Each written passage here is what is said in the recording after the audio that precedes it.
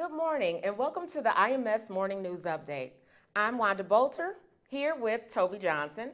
Today we are going to start off with a story about a woman who was caught stealing at Meijer, and you would be surprised to see who it was.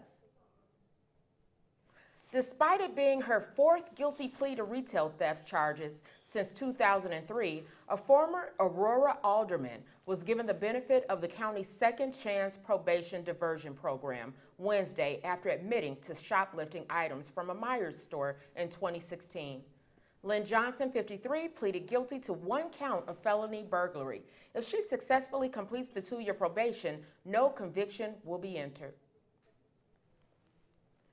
Tuesday, June 12th, around 1:30 p.m., police responded to what had been erroneously described as an active shooter at the Stratford Square Mall in the western suburb, according to Frank Jamers, Director of Public Safety for the Bloomingdale Police Department. When they arrived, they found a male employee of the Burlington Coat Factory store and another man suffering from gunshot wounds about 100 feet from the entrance to the store. Both were taken to local hospitals for treatment, and the man who was armed with a firearm was under police guard, while officials conferred with the DuPage County State's Attorney's Office regarding potential crime charges. 4 girls reported missing in Chicago has captured the attention of residents of the West Side. The investigation is focusing on deaths of Sanaya Smith, 26, Sandria Davis, 15, and Smith was last seen alive May 25th. Her body was discovered on June 7th in the 1800 block of South Central in Lawndale. Davis was last seen on April 27th. She was found dead May 11th in an abandoned house in the 200 block of South Hamlin in West Garfield Park. These stories are actually real, authentic stories. And just because you don't see them all on the news or you may not receive an Amber Alert, these are real stories. So when you see something, say something. If it don't feel right or look right, you need to at least notify the authorities. Neither Smith nor Davis appeared to suffer from trauma to their bodies. Police sources said the Cook County Medical Examiner's Office is continuing to investigate how they died. Police have issued an investigative alert for a man being sought for questioning. An official hunt is in order for 2 jailed inmates from the White County Jail in downstate Carmen. The escaped Sunday early at 3 a.m. Zachary Shake is one of the inmates who is accused murderer that got away. They used a pipe to break a hole through the concrete and brick and escape through the wall. Initially, there were 3 inmates, but one of them got caught on foot. They didn't notice the other 2 inmates were gone until 2.5 hours later. Authorities are asking that anyone with any information contact the police immediately. A new library proposed for Lombard now will include a basement, but officials are balking at any other changes to make the facility larger.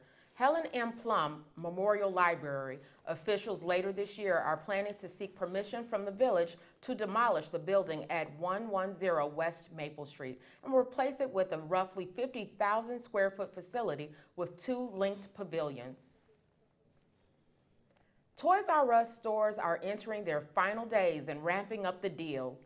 The iconic toy retailer announced a new round of markdowns this week, with discounts now ranging from 50% to 70%, with limited exceptions, according to a Facebook post.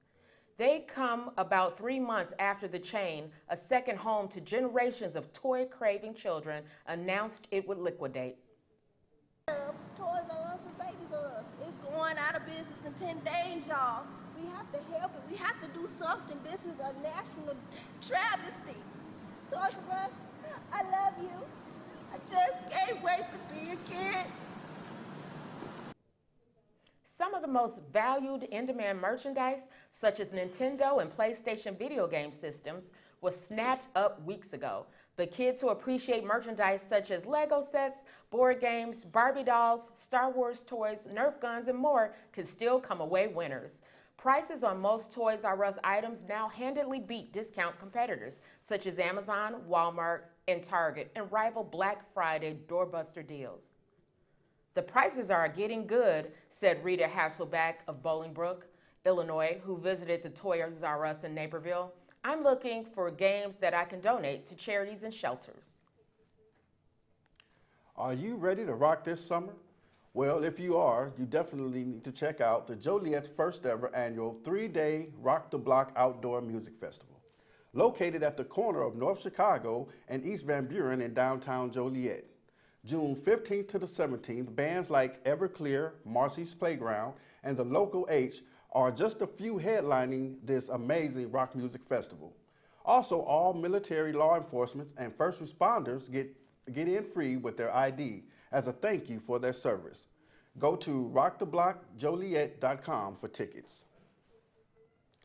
Lombard firefighters recently trained on a new self-contained breathing apparatus purchased with a $349,000 Assistance to Firefighters grant from Federal Emergency Management Agency and the Department of Homeland Security.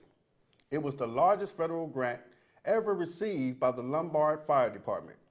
The SCBA provides firefighters with a breathable air in toxic environments and are essential to the safe and effective firefighting and rescue efforts. The new SCBAs will use advanced technology, provide additional safety to firefighters during first responders calls, and replace departments' outdated and heavily used 13-year-old SCBAs that are no longer compliant with most current standards. The grant was made possible by a 10% grant match from the village. This FEMA grant provides our firefighters with some of the safest SCBA technology available. Fire Chief Rick Sanders said, "They will improve the health and safety of our fire personnel, which in turn directly benefits our community. Our first responders deserve to have the best technology and gear available to them when they're responding to an emergency in the community," said a trustee Dan Winnington, who is also chairman of the Village Public Safety and Transportation Committee. Alexis Highland has been raising birds ever since they were her family pets growing up in Warrenville. That led to going to college and a memorable study abroad trip in Costa Rica, where the sound of free-flying macaws in the forest brought her to tears. Highland and her mother have raised birds at home and sold them at bird fairs for the last 10 years. Mighty Con DuPage is back at the DuPage County Fairgrounds this weekend. Lots of toys and comics and costumes and fun. Comic fans of all ages, young and old, come together to celebrate yet another year of Mighty Con. People from all over come dressed as their favorite characters from their favorite comics, movies, cartoons, and more. The event features artists and celebrities and over 150 vendors from Chicago and the surrounding areas.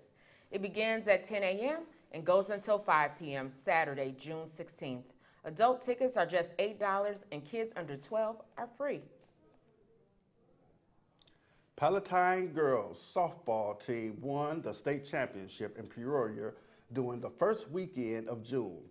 Senior captains Sarah Grossman, Maddie Carver, Brittany Padding, and Grace Stiffinser all came in as freshmen 4 years ago. The same year, Nicole Pauley Capillero began her career as Pirates softball coach.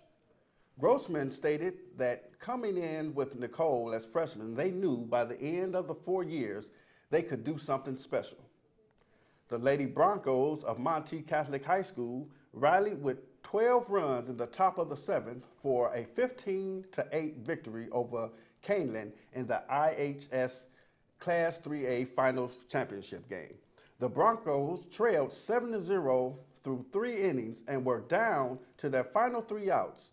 Before they had even 1 out, the first 9 batters had scored. The final 3 came with 1 out. Monty coach Mike Bursky said that he was absolutely amazed. He said that he hasn't seen a comeback or an upset like this in over 34 years. That's all the news we have for today. Thank you for tuning in to IMS Morning News. I am Toby Johnson here with Wanda Botier. Have a great day.